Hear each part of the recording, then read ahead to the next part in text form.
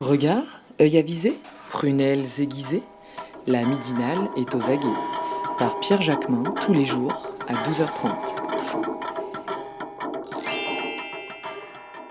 Bonjour Jean-Luc Laurent. Bonjour. Merci d'avoir accepté notre invitation. Vous êtes le président du MRC, le Mouvement républicain et citoyen. Vous étiez réuni en Conseil national ce week-end. Vous avez lancé le processus de rapprochement avec Marie-Noëlle Lienemann et Emmanuel Morel. Ça fait 15 ans que votre parti existe, celui qui a été lancé par Jean-Pierre Chevènement. Il va disparaître, le MRC ? Non, le MRC ne va pas disparaître.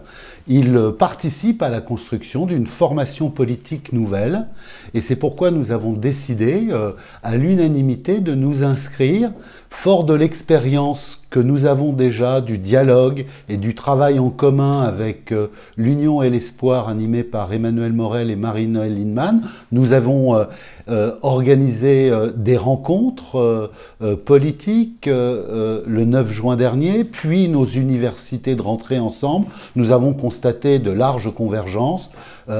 Quand on dit que la gauche est en mode puzzle, est en difficulté depuis l'élection de Macron qui tourne la page de ce qu'on peut appeler le cycle ouvert à Épinay de la gauche sur la base d'un programme commun de gouvernement, tout ça est par terre. Il faut reconstruire, ouvrir un nouveau cycle. Toutes les organisations sont concernés, évidemment, tous les partis politiques, et il faut accepter de muter. C'est ce qu'a décidé le mouvement républicain et citoyen ce week-end. Alors, on l'a vu aussi, parmi les choix qui sont les vôtres, vous vous orientez vers une discussion, ou en tout cas vers un accord peut-être avec la France insoumise. Si on ajoute à ça votre projet de construire un nouveau mouvement, cette coalition que vous êtes en train de construire, qui va de Jean-Luc Mélenchon à Marie-Noëlle Lienemann en passant par vous, du MRC, et évidemment Emmanuel Morel, ça n'est pas un peu la reconstitution de la Ligue dissoute, les anciens du PS se réunissent? Vous êtes un ancien membre du PS, je crois. Certains disent que c'est la reconstitution de la première gauche. Et des courants de gauche qui se sont succédés au Parti socialiste depuis le début des années 70. Ce n'est pas faux. Et nous revendiquons cette idée que la gauche républicaine a besoin de se structurer, de réfléchir, de penser le monde qui vient, où nous avons à élaborer à nouveau un projet de transformation sociale pour apporter des réponses à nos citoyens qui sont confrontés à des difficultés et d'abord au chômage, à la question du travail, à la question de la précarité, tout cela étant la résultante des politiques européennes et de la mondialisation libérale. Et ce que nous avons décidé ce week-end, c'est effectivement, comme vous le soulignez, d'aller à la création d'une formation politique nouvelle. Ça prend du temps parce qu'on veut mettre les gens dans le coup, on veut mettre nos adhérents, nos sympathisants, tous les citoyens qui ont envie de participer, je dirais, à cette nouvelle aventure, de créer une formation politique nouvelle qui réponde aux besoins de notre temps, d'aujourd'hui. Eh bien, ça va prendre un peu de temps et on ne veut pas que ça soit une construction verticale. On veut que les citoyens qui s'engagent soient acteurs du choix du nom, du mode de fonctionnement, d'une déclaration de principe, de valeurs que l'on va visiter ensemble et d'orientation. Tout ça mérite d'y consacrer du temps, c'est ce que nous allons faire et notre objectif c'est de tenir ce congrès en 2019. Alors Jean-Luc Mélenchon visiblement en tout cas a eu des mots très accueillants, très chaleureux à votre égard, Marie-Noëlle Lienemann, Emmanuel Morel, vous aussi, vous êtes les bienvenus. Julien Dray visiblement pas. Il n'a pas sa place à vos côtés, Julien Dray ? Julien Dray a fait ses choix comme d'autres. Nous, on a pris l'habitude de travailler ensemble avec Marie-Noëlle Lienemann, Emmanuel Morel. Nous sommes en dialogue avec la France insoumise pour regarder les convergences que nous pouvons avoir. Et notre objectif, c'est, puisque nous sommes d'accord et très convergents sur la façon de concevoir l'avenir de l'Europe, et nous entendons et nous avons décidé de participer à la recherche d'une liste commune avec la France insoumise. Pourquoi ne pas intégrer directement et ne pas rejoindre la France insoumise directement ? Puisque la France insoumise n'est pas un parti politique, c'est un mouvement politique, pourquoi ne pas rentrer directement dans le cadre de ce mouvement ?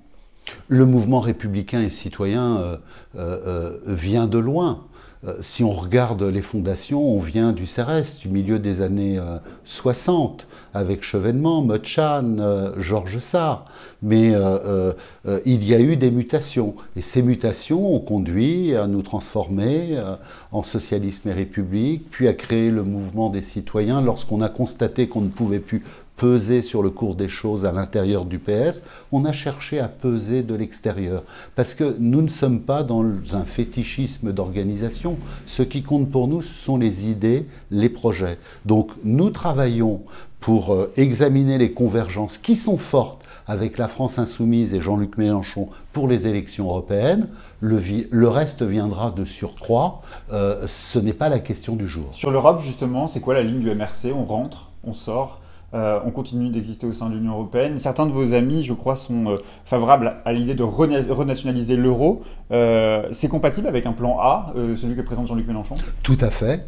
C'est très convergent. D'abord, avant les questions monétaires, où effectivement le MRC considère que nous devrions renationaliser l'euro, parce que l'euro a été construit sur le modèle du mark, hein, et au service de la réunification de l'Allemagne.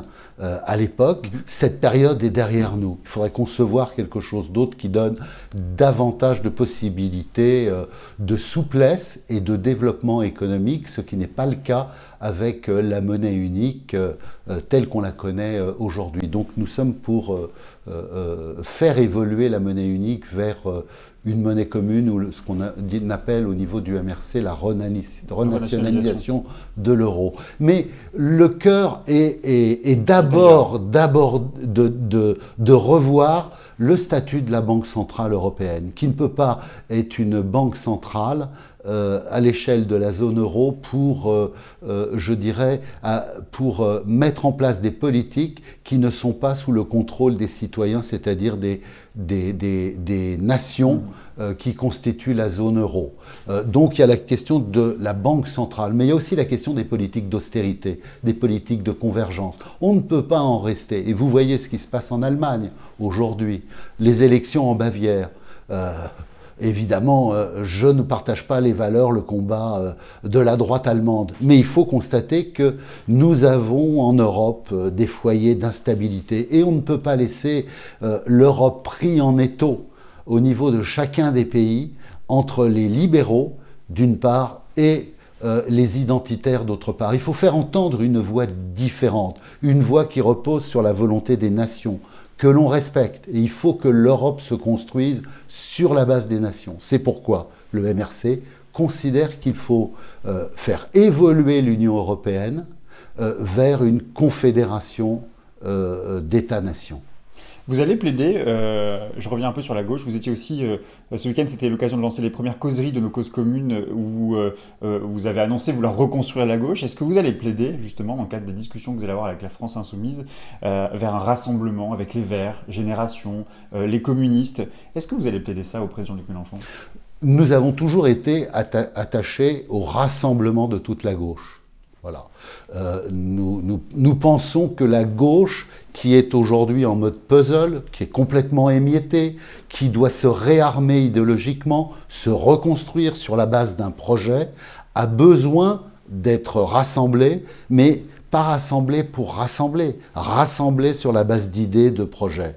Et la première étape, c'est la constitution de la gauche républicaine. C'est pourquoi nous allons créer un nouveau parti avec Emmanuel Morel et Marie-Noëlle Lienemann et leurs camarades. Quand vous voyez les relations aujourd'hui de Jean-Luc Mélenchon avec Benoît Hamon, avec Pierre Laurent, avec Yannick Jadot, vous dites qu'il y a un problème de fond, justement, il y a un désaccord majeur sur la question européenne qui doit et qui peut empêcher justement la constitution de listes de rassemblement?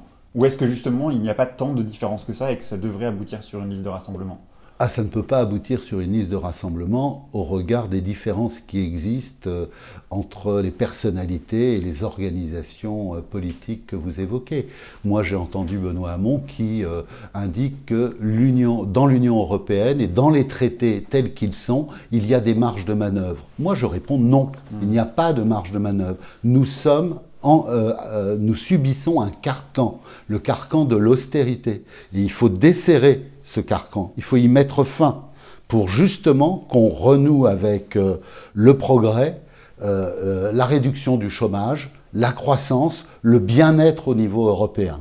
Donc la question n'est pas de sortir de l'Union européenne, c'est de concevoir une nouvelle construction européenne qui respecte les peuples et chacune des nations qui la composent. J'ai une dernière question, Jean-Luc Laurent. Il y a une question qui clive à gauche, c'est celle de la question de la liberté d'installation et puis celle de l'accueil aussi, l'accueil des migrants. Jean-Luc Mélenchon n'a pas souhaité signer le manifeste pour l'accueil des migrants. Moi non vous plus. non plus, je crois. Moi non plus. Pourquoi ? Effectivement. Je n'ai pas souhaité signer cet appel parce que je comprends cette dimension de générosité, d'accueil de réfugiés, d'accueil de migrants. Mais il ne faut pas perdre de vue deux choses. La première, c'est que les migrants et les réfugiés ne viennent pas par plaisir. Ils sont d'abord en souffrance d'un manque d'espoir dans leur pays. Voilà, ça c'est la première des choses. La deuxième chose, c'est que les migrants qui viennent, ce sont ceux qui ont les moyens de venir. Et qu'on doit d'abord se préoccuper des conditions de développement de leur propre pays. Et j'observe parallèlement que ceux qui viennent en France, c'est à 2/3 des diplômés Bac et Bac+. Quelque part, je me demande si on n'est pas en train de piller les pays qui produisent par leurs régimes sociaux, leurs régimes politiques, des vagues de migration. Voilà. Alors il faut évidemment accueillir. Est-ce que vous dites accueil compte tenu du contexte? Est-ce que vous dites accueil inconditionnel? Non, je ne dis pas accueil inconditionnel. La France s'est construite par l'accueil de populations successives. Moi-même, je suis un produit de l'immigration du début du siècle dernier, de l'immigration italienne. Mes grands-parents sont venus parce qu'il n'y avait pas de travail, parce qu'il fallait pouvoir trouver des moyens d'existence. Ils sont venus en France, ils ont été accueillis, ils se sont intégrés. L'intégration est un élément essentiel, ce qui veut dire que ça a un coût et les politiques doivent se mêler de ça pour veiller à une bonne intégration des réfugiés et des populations qui viennent de l'immigration. Et ça, c'est le cœur d'une politique que nous devons avoir en France, d'une nouvelle politique, en concevant aussi l'aide au développement. Et faire en sorte qu'il y ait du développement dans ces pays. Parce qu'on ne peut pas continuer sous des formes nouvelles, sous l'égide de la mondialisation libérale, et puis de tous les instruments de l'hégémonie libérale qui pèsent sur les pays du Sud, à piller ces pays de leur matière grise et de leur capacité à se développer. Merci beaucoup, Jean-Luc Laurent. Merci.